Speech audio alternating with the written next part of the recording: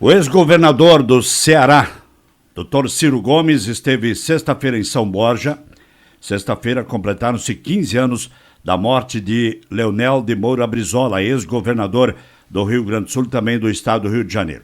Ciro Gomes foi eleito governador do Ceará, foi o governador mais jovem do país, pelo que eu lembro da história, com apenas 32 anos de idade.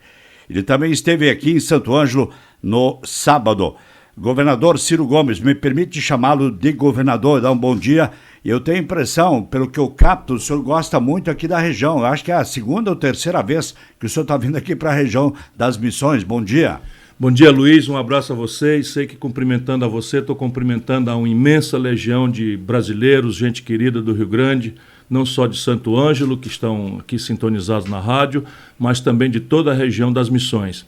É fato que eu tenho um candidato potencial, não pode andar dizendo isso, mas eu cultivo a franqueza e eu tenho uma certa predileção no Brasil por dois estados, o estado de Minas Gerais e o estado do Rio Grande do Sul. E isso é porque todas as vezes que esses dois estados estiveram de pé e aliados, o Brasil avançou estrategicamente. Tudo que nós temos de importante no Brasil, sob o ponto de vista material e sob o ponto de vista institucional, nós devemos ou a gaúchos ou a mineiros ou a sua reunião. A Revolução de 30, por exemplo, é obra do extraordinário Getúlio Vargas. Todo o processo de industrialização brasileiro é do Getúlio Vargas. Mesmo que você queira fazer críticas ao regime de 64, o general Geisel foi ao último momento que o país teve de um projeto nacional de desenvolvimento, tinha compromisso nacional.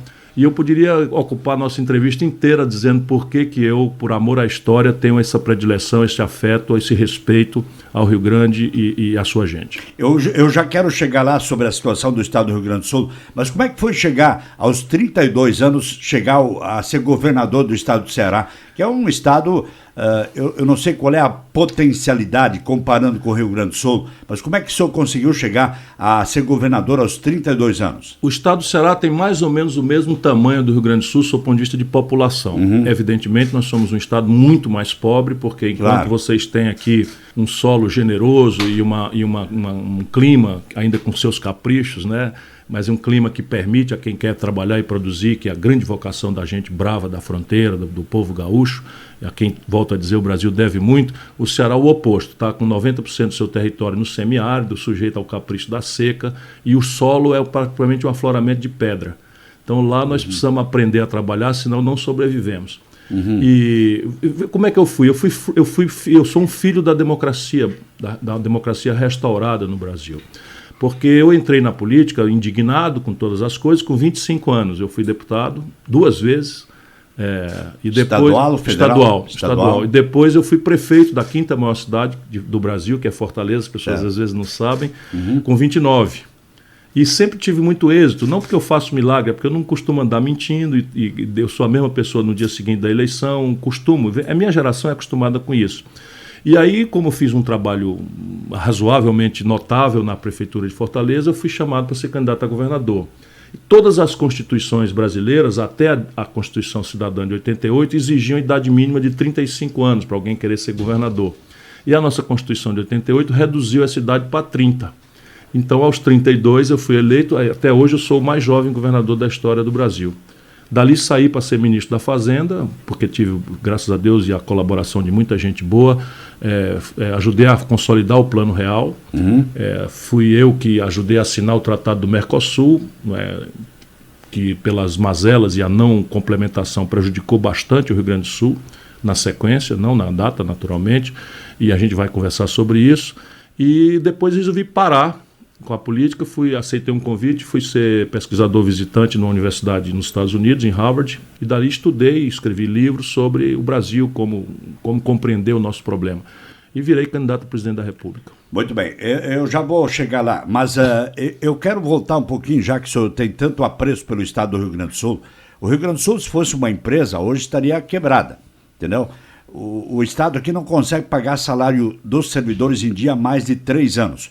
O que o senhor faria? Qual seria a sua receita para o Rio Grande do Sul, já que o senhor foi um governador de tanto sucesso lá no Ceará, hein? Hoje o estado do Ceará é o estado que mais investe no Brasil.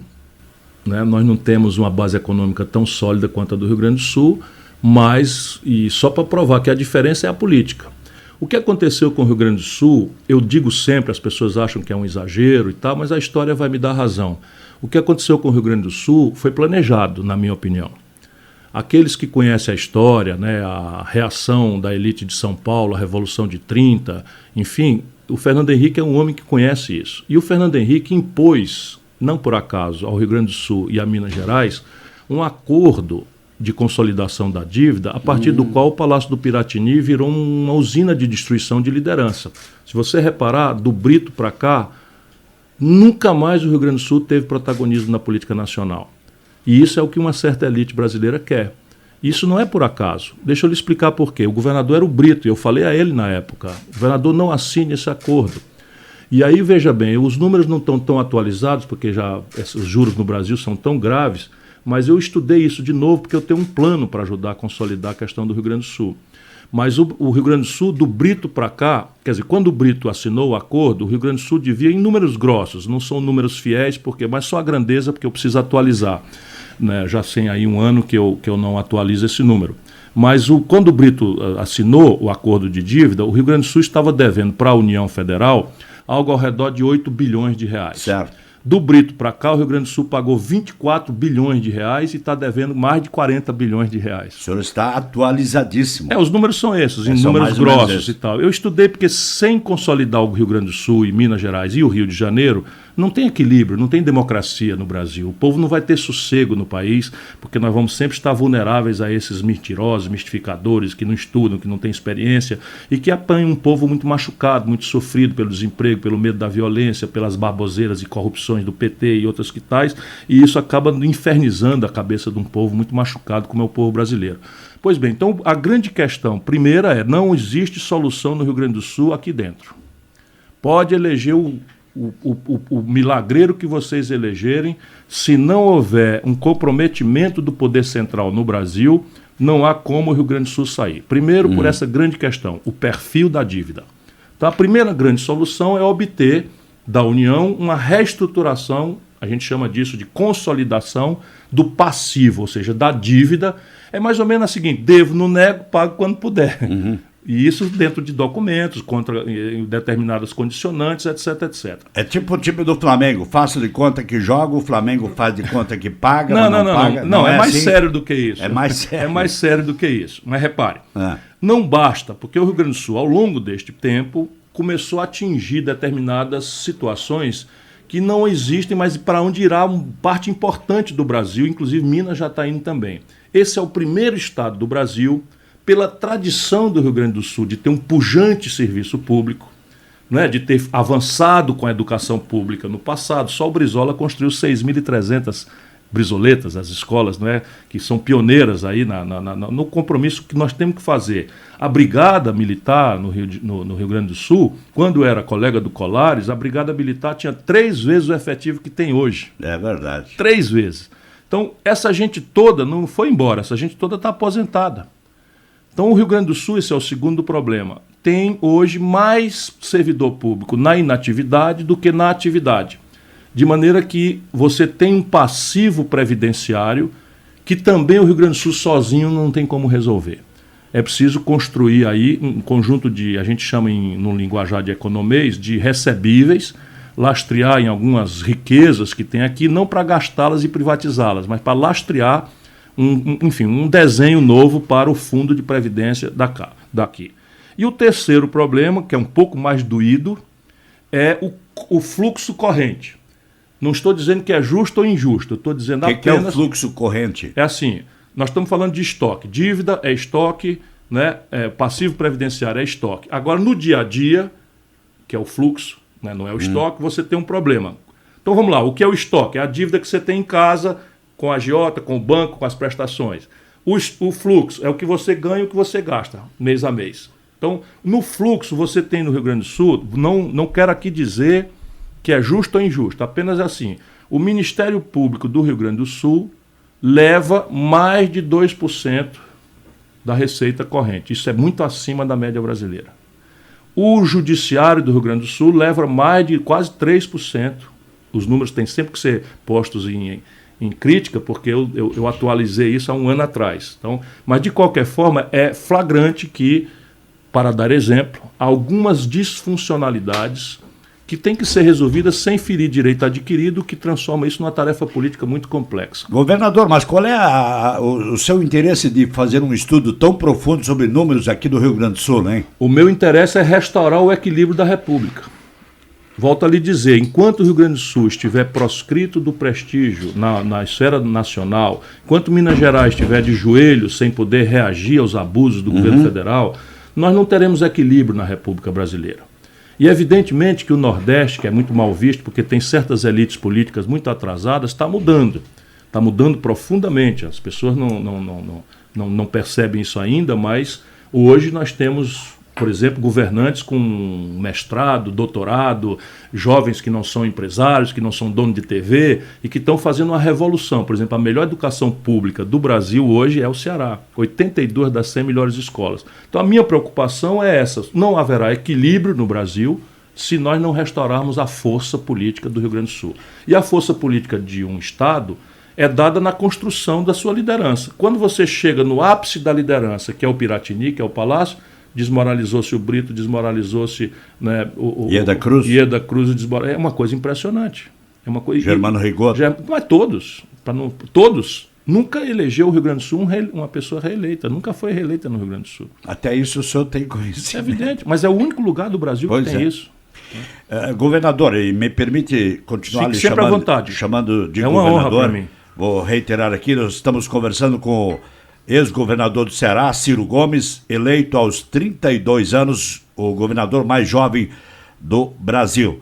Eu sei que o senhor, na época que o senhor foi governador do Ceará, o Leonel Brizola era governador do Rio de Janeiro. Eu fui colega dele, essa honra eu tenho. É verdade. Eu sei que o senhor de vez em quando ia lá pedir alguns, eu não diria conselhos. Conselhos? Sim. É mesmo, mas algumas orientações. Eu não sei qual é o seu tempo aí para a gente continuar conversando. Não, estou à sua inteira disposição. Então tá. Mas eu quero entrar no assunto Previdência Social.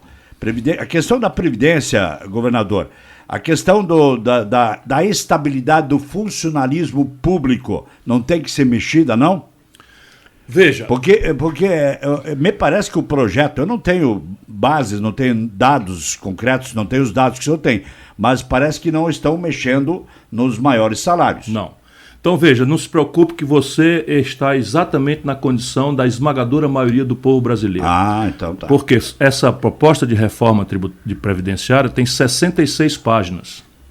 66 páginas. Eu, que sou obrigado a conhecer os assuntos, tenho me dedicado e todo dia pulo um bicho de dentro que a gente vê. Por exemplo, tem lá uma pegadinha que é reduzir a idade da aposentadoria compulsória dos tribunais superiores de 75 para 70 anos.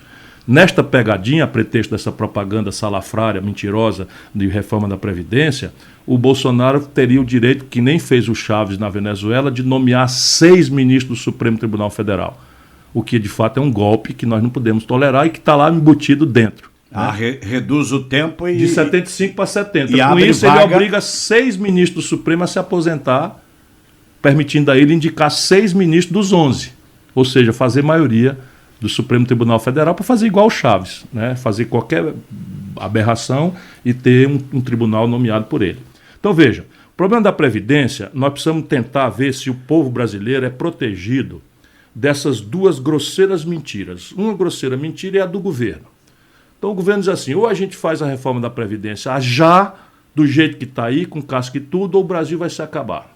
E ainda mente pelo outro lado, sabendo que o nosso povo está machucado, desempregado, na informalidade, são milhões de brasileiros, quase 50 milhões de brasileiros entre desemprego e informalidade. Então eles dizem, se passar a reforma da Previdência, a economia vai gerar emprego e tal. Isso é rigorosa mentira. A Previdência, entretanto, não pode ser vista como faz uma certa oposição. Vamos ter clareza, o PT, né? Com todo respeito, mas o PT, que governou o país 16 anos, o PT faz de conta que não existe um problema na Previdência. Meio como aquele camarada que quer ver o circo pegar fogo para rir do desespero do palhaço. Ora, o palhaço nesse caso somos nós, Luiz, o povo brasileiro. Então nós do PDT estamos tentando ver se a gente acha no meio dessa briga de radicais, um lugar para a gente colocar o povo num lugar de inteligência em vez de paixão. Então, por que nós precisamos discutir o problema da Previdência? Porque o sistema brasileiro é o que chama-se no mundo inteiro e na literatura de sistema de repartição. Não precisa ser técnico para entender, não. É assim, o trabalhador de hoje bota dinheiro num pacote que reparte esse pacote com os aposentados. Isso é o sistema de repartição. O mundo só funciona assim quando você tem duas pernas que o Brasil perdeu. Então, nós montamos esse sistema, nós éramos uma sociedade, por média, muito jovem. Nos anos 70, nós tínhamos 8 trabalhadores ocupados com carteira assinada para pagar um aposentado que não chegava a 60 anos de idade de vida. Graças a algumas coisas muito boas e outras coisas muito ruins, hoje nós temos uma sociedade que envelheceu muito rapidamente. Só para você ter uma ideia, o Japão passou 110 anos para ter um terço da população com mais de 70 anos. O Brasil passou 40 anos apenas, dos anos 80 para cá, 40 aninhos, para ter um terço da população com mais de 70 anos. Então, esse sistema não aguenta com envelhecimento. Mas o mais grave não é isso, é aquilo que eu já falei antes, o desemprego aberto e a informalidade. Então, só para você ter uma ideia, quando o Lupe, presidente do meu partido, meu irmão que a vida me deu, presidente do PDT, foi ministro do Trabalho, nós tínhamos 56 milhões de carteiras assinadas no Brasil. Hoje nós estamos com menos de 30 milhões de carteiras assinadas no Brasil. Então é devastador a destruição da relação formal, de onde vem o dinheiro, e mais importante, para financiar a Previdência, que é a contribuição do patrão e do empregado baseado na relação de trabalho. Governador, mas o dinheiro da Previdência não tem que ser um caixa único para o trabalhador ter direito, final do mês, tirar um extrato aqui, ó, eu paguei tanto, rendi tanto, final do ano eu tenho tanto, eu vou me aposentar com tanto tempo, não seria esse o normal? Sim, isso é o que se chama modernamente de sistema de capitalização. Então, ao invés do seu camarada trabalhar hoje para pagar o aposentado, o sistema de capitalização, eu trabalho hoje e guardo compulsoriamente, por força de lei, uma parte da minha remuneração numa espécie de caderneta de poupança obrigatória para pagar minha própria previdência. Evidente. E eu posso ficar olhando para ela, quanto é que está rendendo e tal, onde é que estão aplicando o dinheiro, papapá e tal. Então, isso aqui é o sistema de capitalização. Por que a gente não aceita a proposta do atual governo? Vou lhe dizer 3 razões. Primeiro, como nós temos um problema, você tem que resolver esse problema de algum jeito, diminuindo a despesa ou aumentando a receita. Ou um pouco dos dois. O que é que o governo faz? Optou por diminuir a despesa. Podemos concordar. Onde é que vai diminuir a despesa? Nos grandes, que foi o começo da sua pergunta, nos privilegiados, nos maiores salários? Não. R$ 83 de cada R$ 100 do sacrifício que a proposta Bolsonaro de reforma da Previdência está impondo é no lombo de quem ganha até R$ 2.000 de salário. Ou seja, do povo trabalhador e da pequena classe média. Quer tirar o couro do pequeno. Do pequeno. E não é justo.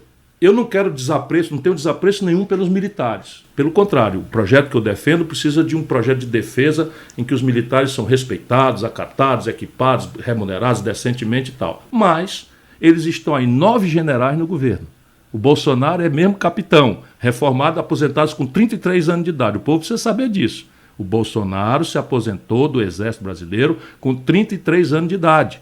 De idade.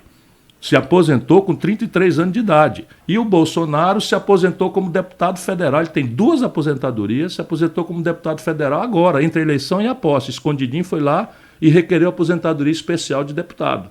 Então, assim, faço o que eu digo e não faço o que eu faço. E o Bolsonaro ainda tem o salário de presidente da República. É evidente que cai no teto. Mas eu vou dizer aqui uma coisa que não pense que é elogio em boca própria, você está olhando no meu olho. É apenas para ter moral. Eu, Ciro Gomes, como comecei muito cedo, implementei o direito a 3 pensões, 3 aposentadorias também. Ex-deputado, ex-prefeito e ex-governador. O senhor já está aposentado ou não? Nunca aceitei receber, porque considero imoralidade. O senhor não está aposentado? Nunca aceitei, não é hoje não, nunca aceitei receber um centavo. E eu não sou empresário, vivo do meu trabalho como advogado, profissional liberal e professor.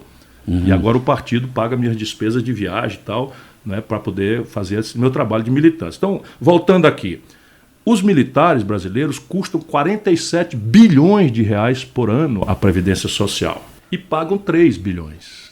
Veja, custam quanto? 47 bilhões e recolhem 3. Então, o maior, não é um dos maiores, o maior déficit, segregando por categoria, é o dos militares. No Brasil, 99 de cada 100 oficiais se aposentam com 55 anos de idade.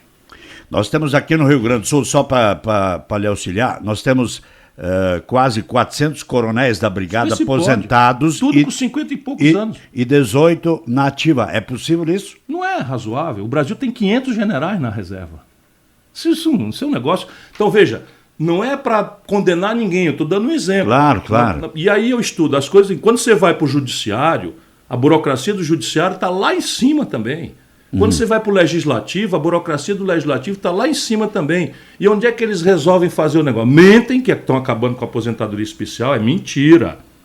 Os deputados vão continuar se aposentando num regime de aposentadoria especial. Apenas mudou a ideia de que se aposentava com 4 mandatos. Agora é com 35 anos. Mas quando eles botam para o povo trabalhador 83 de cada 100 reais do sacrifício, eu não posso concordar. Essa é a primeira razão.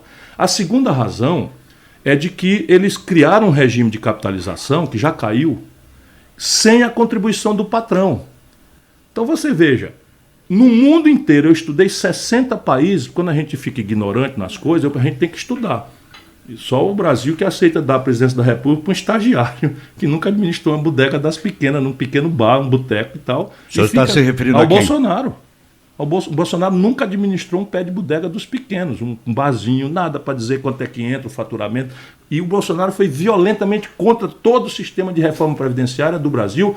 Eu fui colega dele.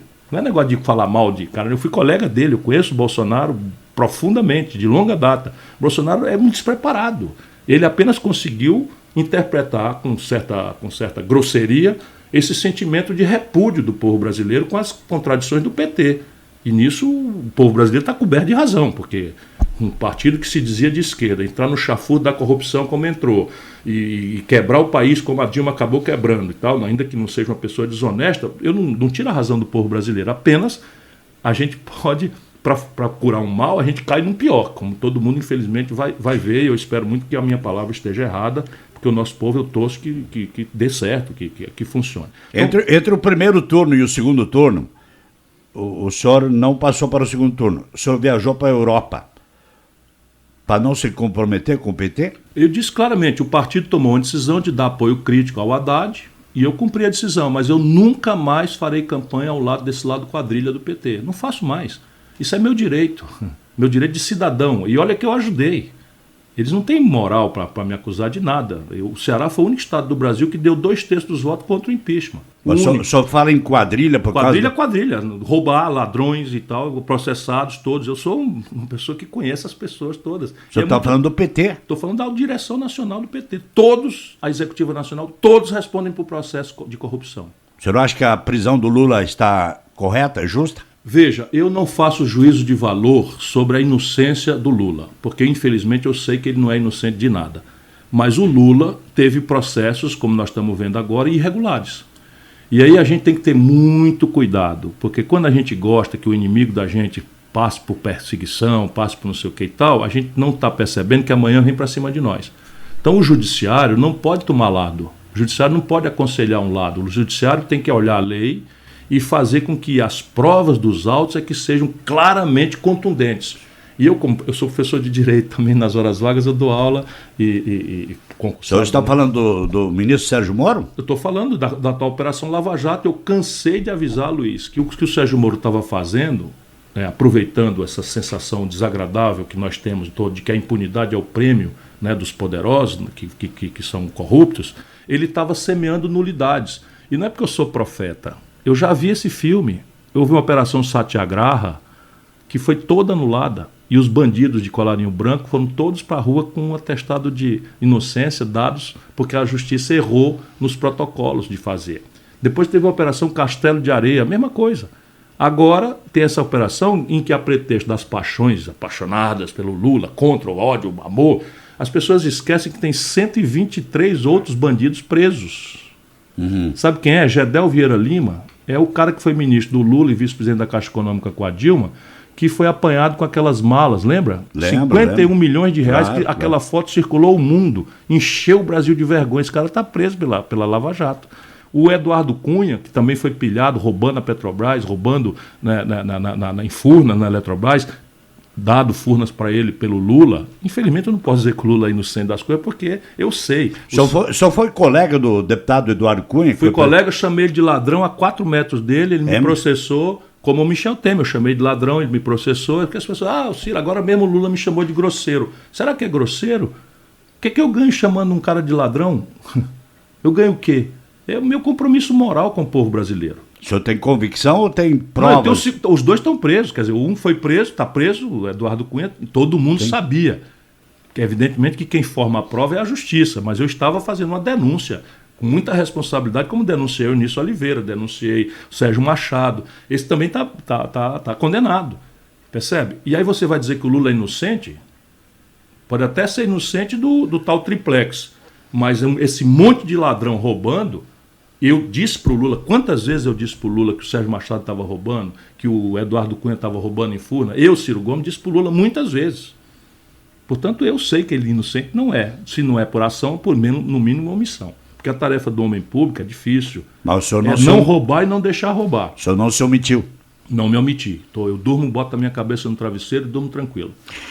Governador Ciro Gomes, foi um privilégio poder conversar com o senhor. Eu preciso lhe liberar, porque sei que sua agenda é bastante apertada, mas eu tenho uma última pergunta aqui, só para nós fechar. O senhor participou da campanha.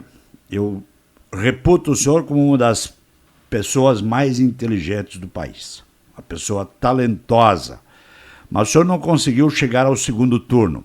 O senhor está frustrado por isso ou não? Não, claro que eu adoraria ter vencido. Eu fico, às vezes, acordo de manhã com a ronda da depressão, porque... É mesmo?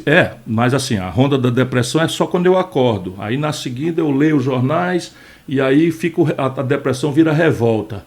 Aí eu tomo café... Você revolta? Fico muito revoltado, muito indignado. Pela situação atual? Pelas coisas. Aí depois eu tomo café, aí vou pra rua, já vira revolta, vira esperança. Então... Eu amo o povo brasileiro, eu amo o meu país, eu resolvi devotar a minha vida, eu não quero saber de dinheiro, não me interessa, 40 anos de vida pública, nunca respondi por um mal feito, sabe, nem para ser absolvido, nada, ando de cabeça erguida, cumprimento todo mundo, sou respeitado, enfim, e estou pago. Mas qual é a minha indignação? Ver um país como o Brasil, que tem a maior biodiversidade do mundo, que tem um litro de cada 5 litros de água doce do mundo é nossa. Isso é a razão da guerra do futuro. É a maior província mineral do planeta. É uma província de petróleo que já tem 20 trilhões com T de tapioca já registrado de petróleo. Né? Que era um de 8 países do mundo que sabia fazer um avião, dominando o mercado de aviões civis e agora entrando para aviões militares de alta linhagem tecnológica com a nossa Embraer, que esses canalhas entregaram para os americanos. Então, vendo esse país com essa força do nosso povo, viver o que está vivendo, 67 mil homicídios, 40 mil mulheres brasileiras estupradas nos últimos 12 meses, 27 de cada 100 garotos de 18 a 25 anos desempregados, com o urubu, o gavião do narcotráfico oferecendo 30, 40, 50 reais de diária para esse menininho distribuir droga e depois morrer ou ser preso para a polícia fazer de conta que está fazendo o trabalho de repressão ao narcotráfico, quando o grande bandido estava morando nos bairros elegantes do Rio de Janeiro, de São Paulo, de Fortaleza. Eu fico, caramba... Porra, eu imagino. Porque está na mão, Luiz. Porque eu te digo, isso não é que seja fácil. A gente quer fazer e não consegue, né? E eu consegui, sabe, num dos lugares mais pobres. Se você olhar no Google, às vezes parece assim que o cara está fazendo elogio em boca própria, mas não sou eu, é uma turma grande que eu ajudei a treinar.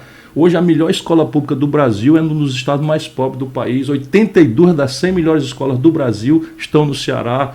Nós temos a melhor rede pública de saúde do Brasil. Vê se pode, um estado miserável como o nosso, sujeito ao capricho da seca, e um país extraordinário como o Brasil, vivendo esta humilhação internacional, presidido por um despreparado, né, cercado de doido por todos os lados a partir da sua própria família, constrangendo e humilhando os militares, entregou a Embraer para os americanos, aceitou que os americanos dominassem um pedaço do território brasileiro na base de Alcântaras, quis envolver o Brasil numa guerra com a Venezuela. Olha aqui, nós estamos em Santo Ângelo. O Bolsonaro, de graça, sem nenhuma contrapartida, aceitou dá preferência à importação de uma cota de 750 mil toneladas de trigo subsidiado pelos americanos. O triticultor do Sul vai quebrar. Como tirou a lei antidumping sem nada, isso é suborno, só pode ir, só a explicação para isso é suborno. Porque ele tirou a lei antidumping que protegia a produção leiteira do pequeno produtor de leite do Sul. Não é o Nordeste que não produz nem trigo nem leite, é do Sul que deu em massa votação a ele. Estão constrangendo o crédito da agricultura. Eu avisei o presidente da Farsul aqui que simplesmente não queria ouvir. Então, reparei, eu fico indignado e só tem um jeito de eu compensar a minha raiva, é ir para a luta e apostar que o povo brasileiro vai botar a mão na cabeça, que Deus vai iluminar essa grande nação e a gente vai achar o caminho. Doutor Ciro Gomes, governador do Ceará aos 32 anos, muito obrigado pela sua gentileza de nos conceder essa entrevista aqui para o Rádio Visão, e eu quero lhe parabenizar pela sua clareza, pela sua didática de trazer esses assuntos à baila. Eu até não sabia que o senhor era professor universitário, essa eu não sabia. Sou. Eu acompanho um pouco o seu currículo, né? Sei que foi governador, foi ministro, prefeito lá de federal mais votado do Brasil. Deputado federal. De vez em quando se aconselhava com o Leonel Brizola e tal, né? Eu tive o privilégio de ser colega dele. Você imagina, eu eleito governador com 32 anos de idade, de repente nas reuniões estou sentado ao lado de uma figura que eu sempre tive um apreço, uma admiração e um carinho muito grande. E ele me distinguiu muito. O último voto dele em vida para presidente deu a mim. Tá bom, então.